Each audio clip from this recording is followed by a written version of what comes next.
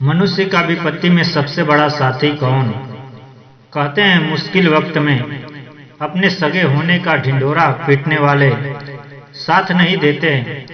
ये दुनिया की फितरत है कि जब तक आप सुखी संपन्न और समृद्ध हैं तब तक तुम्हारे अनेक सगे और अनेक हितैषी आपके होने का दावा करते हैं।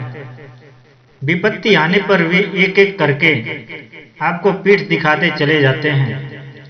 अब सवाल यह है कि विपत्ति के समय आप जब अकेले हो जाएंगे तब आपका साथ कौन देगा? तो चलिए बने रहिए इस वीडियो में, वीडियो के समाप्ति तक। यह वीडियो आपके जीवन में बहुत काम आने वाली है। मैं एक कहानी के माध्यम से समझाता हूँ। मित्रों, किसी नगर में एक राजा रहता था। राजा रोजाना अपने कुछ मंत्री और सैनिकों को लेकर नगर में भ्रमण किया करता था। एक दिन राजा अपने कुछ मंत्रियों के साथ नगर में घूम रहा था। चलते चलते रास्ते में एक कुएं पर 4 लड़कियां पानी भरती हुई मिली। उन चारों में से एक लड़की बड़ी सुंदर और यौन से संपन्न थी। राजा उसको देखकर उसके रूप पर लट्टू हो गया। राजा ने अपने मंत्री से कहा कि इस सुंदर लड़की के माता पिता और इसके मकान का पता पूछ लो। मुझे इस लड़की को अपनी रानी बनाना है। अब तो राजा वहीं से अपने राजभवन को लौट गया और राजा के मंत्री ने उस लड़की का नाम पता और उसके माता पिता का नाम पूछ लिया। राजा उस लड़की के रूप पर इस कदर पागल हो गया था कि न उसे खाना अच्छा लगता था न पीना। दरबार में भी उसका मन नहीं लगता था। राजा की व्याकुलता जब ज्यादा बढ़ चली गई तो एक दिन राजा ने अपने मंत्री से कहा कि उस लड़की के पिता के पास जाकर उसे कहो कि राजा साहब आपके बेटी से विवाह करना चाहते हैं। राजा तो इस बात को लेकर निश्चिंत था कि लड़की का पिता मेरे इस प्रस्ताव को ठुकरा नहीं सकता। आखिर राजा के साथ कौन अपनी बेटी को बिहाने से मना कर सकता?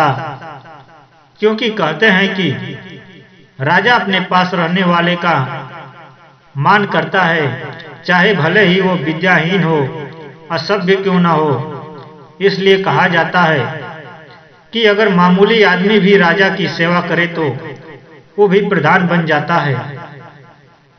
यदि प्रधान भी राजा की सेवा छोड़ दे तो वो छोटा हो जाता है। इसलिए एक बात और कही है, इन 5 लोगों का राजा के सिवा दूसरा कोई आश्रय नहीं है। नंबर 1 विद्वान, नंबर 2 बड़ा होने की इच्छा रखने वाला, नंबर 3 शिल्पी, नंबर 4 सेवावृत्ति में चतुर, नंबर 5 पराक्रमशील। मित्रों, राजा की ओर से शादी का प्रस्ताव लेकर मंत्री उस लड़की के पिता के घर गया और सारी बात कह सुनाई कि राजा साहब आपकी बेटी को बहुत पसंद करते हैं और वे उसके साथ विवाह करना चाहते हैं। लड़की का पिता बहुत ही गरीब आदमी था। जब उसने सुना कि राजा साहब उसकी लड़की से विवाह करना चाहते हैं तो लड़की के पिता ने मंत्री को बड़े स्पष्ट शब्दों में कहा कि हम अपने बेटी की शादी राजा साहब से कर तो देंगे, पर उन्हें कोई हाथ का हुनर आता हो, क्योंकि कोई पिता अपने बेटी को ऐसे आदमी को नहीं देना चाहेगा जो निकम्मा निठल्ला और दूसरे की कमाई पर गुजारा करने वाला हो। मंत्री को लड़की के पिता की बात बड़ी अजीब सी लगी। मंत्री ने कहा, अरे भले आदमी, भला राजा को हाथ के हुनर की क्या जरूरत है? जिनके पास लाखों करोड़ों की धन संपत्ति है, इस विशाल साम्राज्य के जो मालिक है, हजारों लाखों नौकर चाकर जिनके यहाँ काम करते हैं। लड़की के पिता ने कहा, वो सब तो ठीक है, ये धन वैभव तो प्रजा का है, राजा का इसमें क्या है? ये भी छोड़ो, ये धन संपदा राज वैभव आज इनके पास है, कल कोई दूसरा राजा बनेगा तो उसके पास चली जाएगी, तब इनके पास क्या रह जाएगा। इसीलिए मैं कहता हूँ, यदि राजा को कोई हाथ का हुनर सीखा होगा तो मैं अपनी बेटी को ब्याह दूंगा। भविष्य में कभी मुसीबत आई तो वो अपने हुनर से परिवार को खिला पिला सकता है। जाओ राजा से कहना कि जब तक राजा कोई हाथ का हुनर नहीं सीखेगा तब तक मैं अपनी बेटी का शादी राजा साहब से नहीं करूंगा। मंत्री ने जाकर ये बात राजा को बताई। सुनकर राजा को बड़ा बुरा लगा। फिर उसने सोचा कि वैसे तो उसकी बात उतनी बुरी नहीं है। हुनर चाहे जितनी हो, मनुष्य के अंदर वे सब कम ही होती है। राजा अपने बल के जोर से पाना नहीं चाहता था, इसलिए उसने लड़की के पिता की शर्त मान लिया और मंत्री से कहा, मंत्री, वास्तव में मुझे कोई हाथ का हुनर नहीं आता है। तुम एक काम करो, लड़की के पिता से ही जाकर कहो कि यदि वो कोई हुनर जानता हो तो मुझे भी सिखा दे। जब मैं सीख जाऊंगा तो मेरे साथ शादी कर दे। लड़की का पिता रुमालों का बुनने का हुनर जानता था, उसी से उसके परिवार की जीविका चलती थी। लड़की का पिता राजा को ये हुनर सिखाने के लिए तैयार हो गया। अब तो वो रोज राजा के घर जाकर उन्हें रुमाल बुनने का हुनर सिखाने लगा। 1-2 महीने के अंदर राजा साहब रुमाल बुनने का हुनर सीख गए। उसके बाद वह बुनकर ने अपनी बेटी का विवाह राजा साहब के साथ कर दिया। धीरे धीरे समय गुजरता चला गया। एक दिन राजा शिकार के लिए जंगल में गया था। जंगल में वो रास्ता भटक कर भीलों की बस्ती में पहुंच गया। भीलों ने राजा को पकड़कर अपने घर में कैद कर लिया और राजा को जो भी कीमती आभूषण पहना था वे सब उनसे छीन लिए गए। उधर राजा जब लौटकर राजभवन नहीं पहुंचा तो राज्य में हड़कंप मच गया कि राजा साहब कहाँ चले गए। राजा के मंत्री और रानी सब व्याकुल होने लगे। चारों दिशाओं में सैनिकों को भेजकर राजा की खोज करवाई, पर उनका कोई अता पता नहीं चला।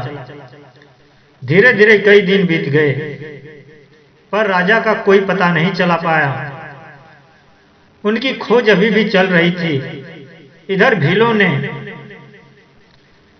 भीलों के यहाँ कैद राजा ने क्या किया, उसने भीलों से कहा, यदि आप मेरा कहना मानो तो मैं तुम्हें माला माल कर सकता हूँ। राजा ने एक असरफी देते हुए कहा कि तुम शहर चले जाओ और वहां से थोड़ा रेशमी खरीद लाना। मैं तुम्हें उसके रुमाल बनाकर दे दूंगा। तुम उन्हें बेचोगे तो वे बहुत महंगे दामों में बिकेंगे। भीलों ने उस एक असरफी को ले जाकर बाजार से रेशमी खरीद कर राजा को दे दिया। राजा ने उस रेशमी धागा से बहुत सुंदर रुमाल बनाया और उनसे कहा कि इसे नगर में जाकर बेच दो।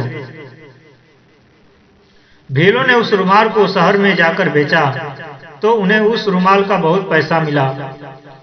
अब तो वे रेशमी खरीदकर लाकर राजा को दे जाते और राजा उसका रुमाल बनाकर उसे बेचने के लिए दे देता था। कई दिनों तक यही क्रम चलता रहा।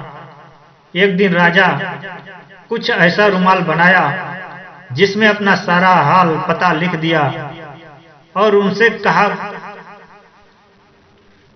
कहा कि देखो, ये रुमाल बड़ी ही कीमती है, इसे तुम राजा के मंत्री के पास ले जाना और इस रुमाल की कीमत तुम 100 रुपए से कम मत मांगना। भील उस रुमाल को लेकर खुशी खुशी राजा के मंत्री के पास ले गया। मंत्री को जब रुमाल दिखाई तो मंत्री ने राजा का लिखा हुआ वह सारा हाल पढ़ लिया। उसे राजा का पता चल गया कि राजा को इन्हीं भीलों ने कैद कर लिया है।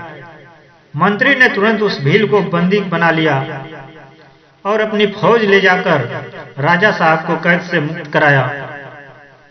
मित्रों, एक हाथ के हुनर ने राजा की जान बचाई। इसीलिए कहते हैं, शक्तिशाली के लिए कोई काम कठिन नहीं होता है, मेहनती के लिए कोई लक्ष्य दूर नहीं होता है, मीठी बोलने वाले की कोई पराया नहीं होता है, और विद्वान के लिए कोई जगह परदेश नहीं होता। मनुष्य का बुद्धि और हाथ का हुनर उसका सबसे बड़ा साथी होता है। विपत्ति काल में यदि कोई भी साथ न दे तो वो इनके द्वारा वो आसानी से विपत्ति से निकल सकता है। कहते हैं, शस्त्र का मारा तो एक बार बच भी सकता है, पर बुद्धि बल का मारा मूल सहित नष्ट हो जाता है। मनुष्य की पल पल पर जो मदद करती है वो उसकी बुद्धि और उसके हाथ का हुनर होता है। इसलिए हमें कोई न कोई हुनर अपने पास जरूर बनाकर रखना चाहिए। दर्शक बंधुओं, मैं उम्मीद करता हूं कि ये कहानी जरूर आप लोगों को पसंद आई होगी। तो दोस्तों, हमारे चैनल को सब्सक्राइब जरूर करें। मिलते हैं अगली वीडियो में, तब तक के लिए धन्यवाद।